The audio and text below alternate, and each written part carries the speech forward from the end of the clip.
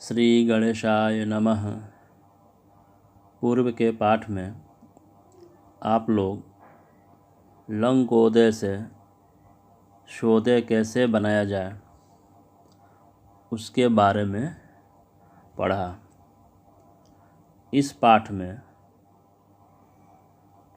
अयनांश कैसे बनाया जाए उसके बारे में पढ़ेंगे। अयनांश बनाने की जो प्रक्रिया है वह लग्न बनाने की प्रक्रिया के अंतर्गत ही आता है। इसीलिए लग्न बनाने के पूर्व अयनांश का आना बहुत ही ज़रूरी है। अयनांश बनाने के लिए जो श्लोक आचार्य लिखते हैं कि भूनेत्र वेदो न शकः स्वदशांश विहीनितः षष्ट्या भक्तोऽयनांसाः स्युः वर्षारंभे स्फुटा खलु त्रिघ्नार्कराशिना स्वार्धयुक्तेन विकलादिना युक्तास्तात्कालिकास्ते स्युः स्पष्टा गणित विद्वर। अर्थात भूनेत्र वेदो, भू मतलब होता है एक, नेत्र मतलब दो और वेद मतलब चार। अर्थात अंका नाम वामतो गति के अनुसार 421। वेदो न सकः, ऊन मतलब होता है ऋण करना। अर्थात वर्तमान शक में 421 संख्या को घटा देने से, अर्थात ऊन करने से, अर्थात ऋण करने से जो शेष बचता है उस शेष का कह रहे हैं कि स्वदशांश विहीनितः, जो शेष बचेगा उस शेष का 10वां भाग को क्या करते हैं, फिर से हम विहीनितः अर्थात ऋण कर देते हैं, अर्थात घटा देते हैं। मतलब ये हो गया कि वर्तमान शक में 421 संख्या को घटा देंगे, जो शेष आएगा उस शेष में 10 से भाग देंगे, जो भागफल आएगा उस भागफल को क्या कर देंगे, फिर से हम घटा देंगे। उसमें घटाने के बाद से क्या करेंगे, षष्ट्या भक्तो अर्थात 60 से भाग दे देंगे। भाग देने से जो लब्धि आएगी अर्थात जो भागफल आएगा वही क्या होगा, वर्षारंभे स्फुटा खलु, वही वर्षारंभ कालीन क्या हो जाएगा, अयनांश हो जाएगा, स्पष्ट अयनांश हो जाएगा। वर्षारंभ कालीन अर्थात जब मेष संक्रांति का दिन होता है वही वर्षारंभ काल होता है। अर्थात जब वर्ष का आरंभ होता है तो उस समय सूर्य मेष राशि पर होते हैं। तो ये तो हो गया वर्षारंभकालीन अयनांश। उसके बाद से कह रहे हैं त्रिघ्नार्क राशिना। अब कभी कभी ये होता है कि जब अयनांश जब आप बनाते हैं, किसी का जन्म होता है तो वह जरूरी नहीं है कि वो वर्षारंभ में ही हो, कभी वो मेष राशि पर सूर्य हो तब वृक्ष राशि, ऐसे ऐसे 12 राशियों पर सूर्य हो सकते हैं।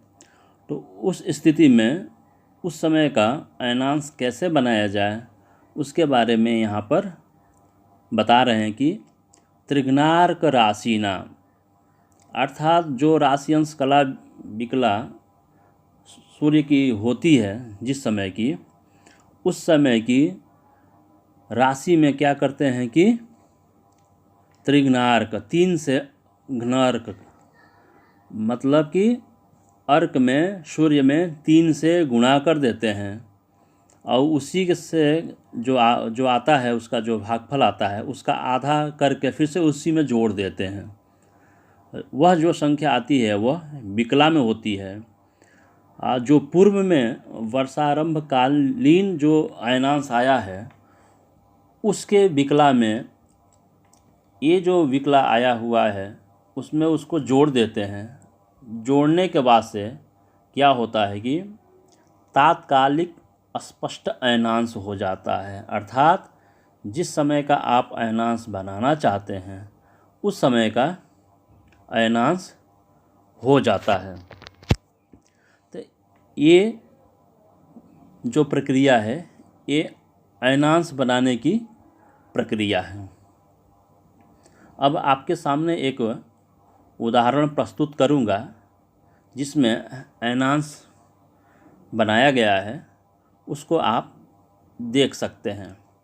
जैसे कि कोई एक संख्या है, जैसे 1855 शक है, उसमें 421 संख्या को घटाया तो 1434 शेष बचा। इस 1434 में इसी संख्या का दशमांश किया तो आया 14324। उसको उसी 1434 में घटा दिया। घटाने के बाद से 60 का भाग दिया। 60 का भाग दिया तो आया 1290 36। उसको जब हम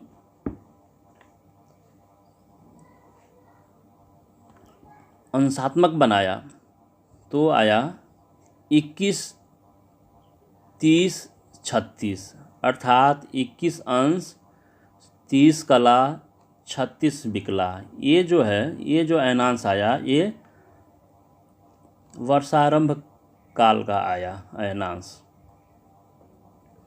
अब आप इसको एक जगह रख लेते हैं। अब जिस समय आप अयनांश बना रहे हों उस समय का अगर स्पष्ट सूर्य 11 राशि 20 अंश 50 कला 0 विकला हो तो क्या करते हैं कि उस राशि संख्या अर्थात 11 को 3 से गुणा कर देते हैं। गुणा करने के बाद से तो 11 में 3 से गुणा करेंगे तो 33 हुआ। इस 33 में इसका आधा जो हुआ वह 17 हुआ। 17 संख्या को क्या करते हैं कि उस 33 में जोड़ देते हैं तो 50 विकला हुआ।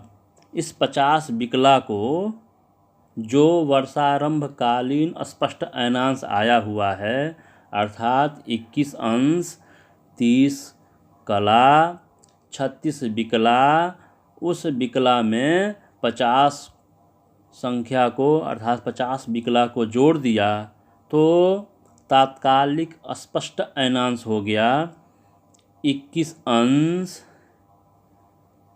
31 कला और 26 विकला। यही जो है स्पष्ट अयनांश, जिस समय का आप लग्न निकालेंगे उस समय का यह अयनांश हो जाएगा। इस प्रकार आप अयनांश निकाल सकते हैं। तो इस पाठ में आप अयनांश कैसे निकालेंगे इसके बारे में आप पढ़ा। धन्यवाद।